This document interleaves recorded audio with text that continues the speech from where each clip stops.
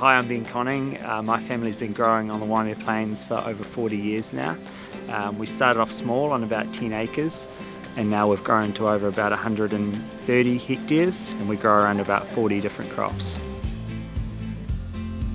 So we grow a number of varieties of rock melons specifically, but we also grow watermelons, honeydew melons, and the varieties are slightly different depending on what the market wants and also the time of the season. Some varieties work better earlier in the season, some work better later in the season. So once the rock melons are sown in the sowing shed, they're brought out here into the nursery. We put them down here on the ground to germinate, where they'll germinate for between 3 and 7 weeks depending on the time of the season. We bring them in here, they're covered for bird protection, just to allow the seeds to get away, and then once they're big enough we take them outside to harden off before they're transplanted into the paddock. So we've just built this machine this year, this planting machine.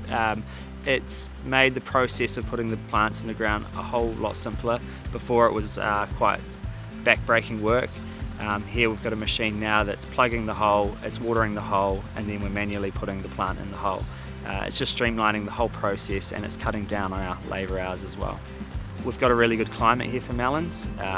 It's basically the only place in the South Island where melons are grown commercially, and the climate is just really suitable. We get a good growing season from February through to April. So this is a rock melon. It's actually part of the cucurbit family.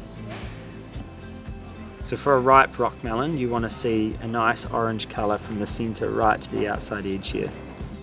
So the melons are packed out into their individual counts and then they're strapped up, labelled up and ready to be sent off to market, which can take anywhere from 1 to 2 days.